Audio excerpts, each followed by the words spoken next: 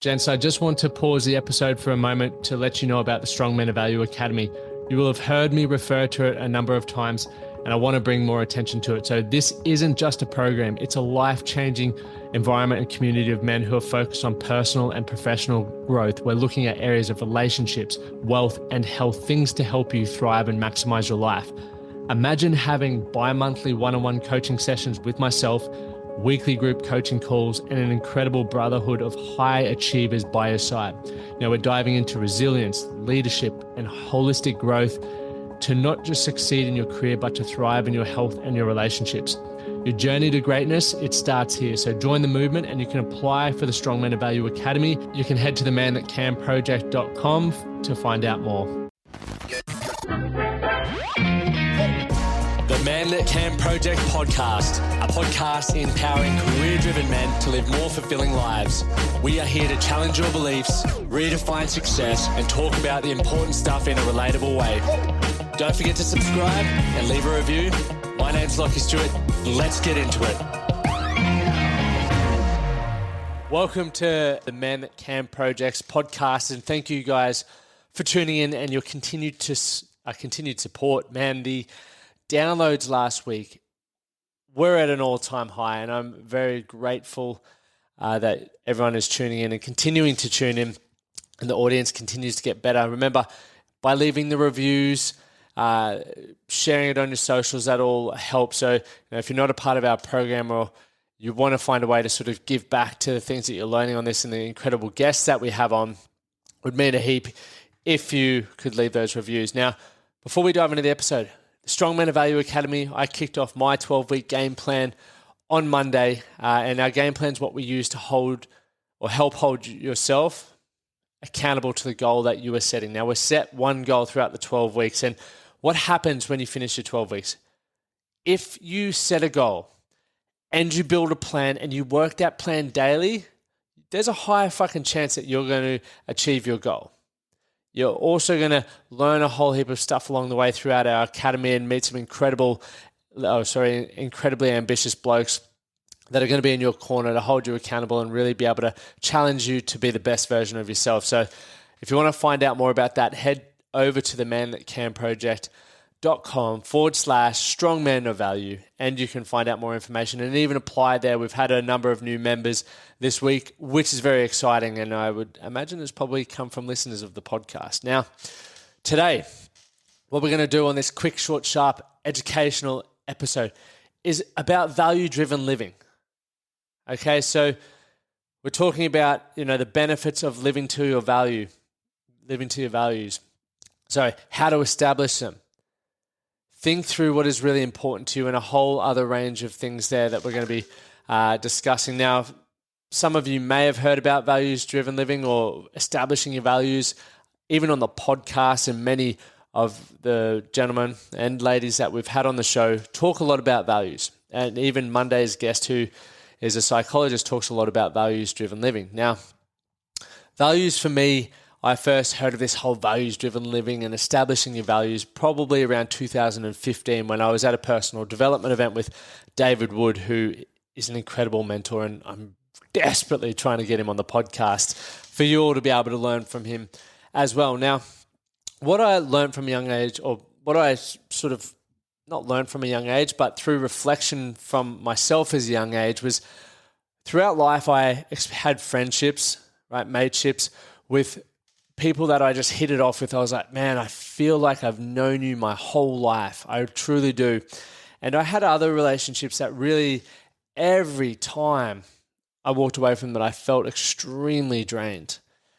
And same with experiences in my life. There were things that I was just gravitated to. For me, it was a lot of adventure-based things, skateboarding, surfing, outdoor activities. I just loved it. And when I was doing those things, I just felt like I was in flow state. I just felt so happy, so fulfilled. And also, I persevered when things got challenging in those spaces. For me, when I was skateboarding, I remember, learning new tricks. I didn't know how to kickflip. I didn't know how to ollie. I didn't know how to drop in. I didn't know how to grind and all of these things. But because I loved it so much, because it just lit me up and I felt so excited by it, I persevered. rolled ankles. I, fell on my face. I fell on my back. And I just got frustrated and yelled and had tantrums, but I kept coming back. And what that highlights to me was that was something that I valued, or there was something that I valued that I got from participating in something like that. And I'm sure you have something in your life where you can sort of relate, or maybe even review from when you were younger that you experienced similar things. It might have been footy, it might have been music, whatever. Okay? And then there are those things like school for me where it's like you're learning things. Man, I was learning Shakespeare and bloody all kinds of stuff at school that I was just sitting in the back of the class and I was sitting on my calculator trying to play Snake or Tetris and I was not interested at all. And that impacted my grades, right? And I think there's a great correlation between that example that I just gave there. So learning something that you're not necessarily interested in means that you're probably not going to put the effort in, or you're not going to really, focus on it and remember what you're learning, which can then bite you on the ass in exams and tests. But what that then does, what the ripple effect of that does, it damages self-confidence. It impacts how you respect yourself, because the idea or this viewpoint you have of yourself shifts. And I have a big problem with various things in the schooling system.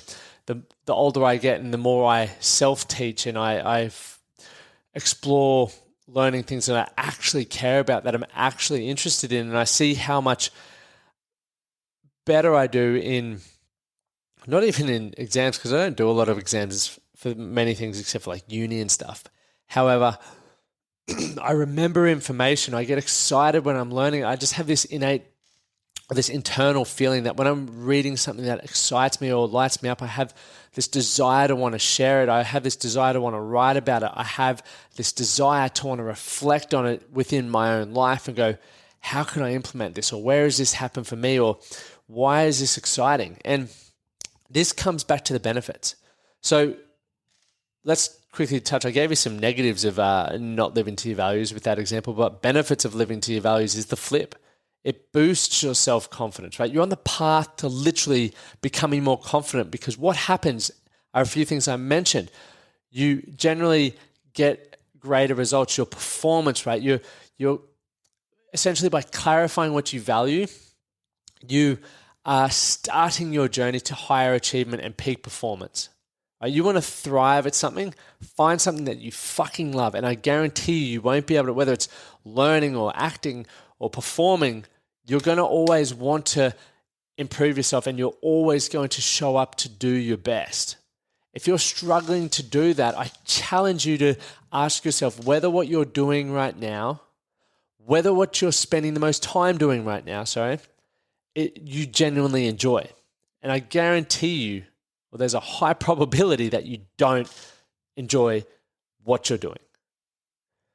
So if you want to get on that path to high achievement and peak performance, you need to start thinking about, okay, well, the benefits of living my values is one, I'm going to feel more confident, which is going to boost or change my perspective of how I view myself, i.e. my self-esteem is going to be awesome. What happens when you feel more confident in the image you have of yourself is positive, is empowered? Well, I know for myself, when I am feeling extremely confident, when I am feeling extremely empowered, I take more risks. I find myself having more opportunity, meaning I probably put myself out there more. I truly believe that I can create the life that I want. I'm more confident, I'm more happy, I'm probably more enjoyable to be around. Those to me are big fucking ticks. And they're coming off the back that I now am very aware of what I value in my life. And once again, this is like an ongoing thing. You need to make sure you stop, check in and go, is this something that I still value? And for those who are sitting there scratching their head and you're going, how the fuck do I even start by finding out what I value? Some good ways to highlight it is generally what you're doing right now, right? Think through, and if you've got a pen and paper, we actually have a worksheet for this in the academy, probably another reason why it could be of benefit to you to join the academy. But what is really important to you? Think about it and write a list of things. It may be surfing, right? It may be learning. It may be your family. It may be exercise, health. There can be so many things that you feel are important to you at this point in time. Now, as with everything, there's hierarchies. We know. What I would encourage is once you've written that list down, put them in order of priority. And then ask yourself, what are you doing in your life right now to act upon that value? So, for me, my most important value is health before everything else. Why? Because I know that if I'm not healthy, and I'm talking physically and mentally, how am I going to do any of the other ones? It's not possible, right? Not possible at all. Because if I'm having to continue to pop in and out of hospital, if I'm, not able to support my clients and my friends and my family in the way that I want to, I don't feel like I'm going to get the satisfaction and be able to give what I want to give.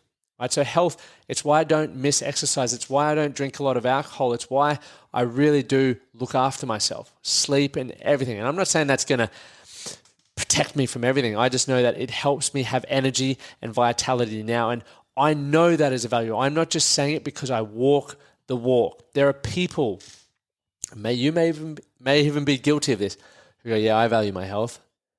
Then you're punching durries on the weekend, drinking a heap of beer, and then you don't go to the gym for months at a time. To me, I would call you on that and say you don't value your health. You like the idea of valuing your health, or you maybe do, but you've got a million other priorities that are in front of it, okay? And that's okay. You can change that, but if you aren't aware of it, right, awareness is the first and most important part in the whole process of change. You can't change it, okay? So you need to really get aware of that. But I guess what really brings it out in people is how they are under pressure. So think about this, going back to the health value.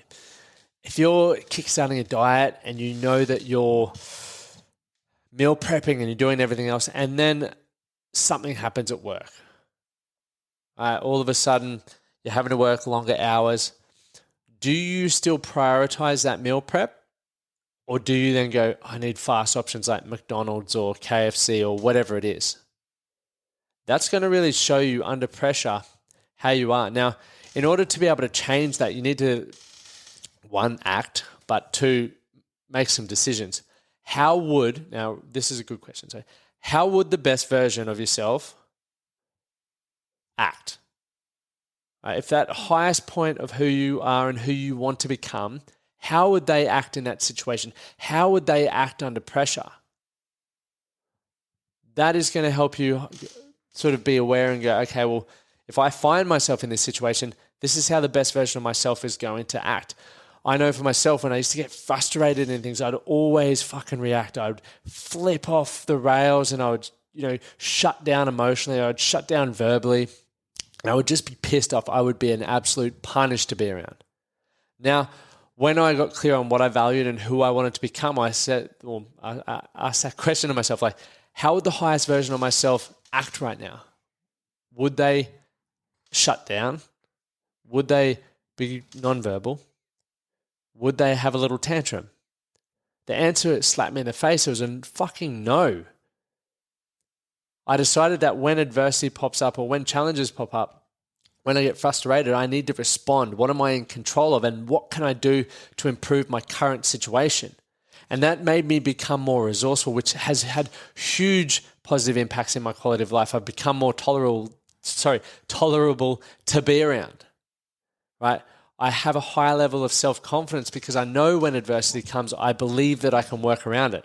And it changes how I view myself because I know I'm committed to being better and I do what I say I'm going to do. So there's some benefits. We've spoken about how to establish them. I've sort of spoken about how you respond under high pressure. That really highlights your values. And I think one last thing to touch on before we wrap it up, or two last things. But integrity is one, it's in my top 6. Integrity is one that people say, I'm full of integrity. And it can be quite contradictory when you don't act in accordance with your values. So, as mentioned, if health or adventure is something of yours, and you also say integrity, I'm a man of integrity, but you then don't back up your actions to live a healthy life or to live an adventurous life, how do you think you're going to feel next time you say to someone, I'm a man of integrity? Do you think subconsciously you're going to go, I didn't do that. I didn't go to the gym like I said I was going to. I didn't go on the hike on the weekend. Maybe I'm not a man of integrity. And then your whole opinion of yourself changes. So it's very important to slow down and start thinking about how all of these things impact your life. And just to touch on before we go off, and if you want to come into the academy and talk more about this, love to have you a part of it. But you can actually establish what you value in each area of your life. So we talk about the 8 areas, from relationships to physical health, mental well-being, lifestyle, and what you actually value about that. Because then when you're in each of those spaces, you can really prioritize honing in on that. If love and connection is an important one in relationship, okay, well, how do you experience that and how do you give that to individuals? What do you need to work on there to maximize that time? And I think even as I'm talking about this right now, it just highlights how much we have to do as individuals. And once again, it's why, if you're not continuing to set goals in your life, and I mean, some may feel significant. Others may just go, okay, I just want to work on implementing more date nights into my life. Here's the plan. Now I'm going to work the plan. Whatever it may be, but if you aren't doing it, you're becoming complacent, right? And when you become complacent, there's no momentum, there's no movement forward. What happens? You become stuck, right? You feel stuck, and it's not a fun place. Some of you who are listening right now feel stuck right now. Others of you have just shifted the momentum. Others of you actually going fucking backwards. So you need to consider all of that as well. I think a great thing is thinking about each of those areas of your life and what you value and where you're at with that, and potentially what you can do to improve that or to hone in on that to live in more alignment with that. Because obviously when you're, like we said, when you're living in more alignment with what you value, you're on that path, you're on that, moving towards peak performance, which is fucking exciting. So gents, I want to leave you with that one today. And over the next couple of weeks, we're going to be diving into more strategy, more short, teachable episodes, things that we talk about within our academy that are going to be able to help you move your life forward. So I'm looking forward to delivering those. If you have topics that you would love covered, leave them in the comments wherever you're listening to. Drop me a message on Instagram or get in the academy, right? Academy always has priority. So make sure you definitely jump on board there. And gents, finally, please, if you got some value from this, share it, leave a review, and do something today to be better for tomorrow. Thank you for listening to the Man That Can Project podcast. My name is Lachlan Stuart, and I hope you enjoyed this episode and found it helpful. If you did, please take a moment to rate and review the Man That Can Project on your favorite podcast platform. And don't forget to subscribe to stay up to date with our newest episodes. We'll see you again next time.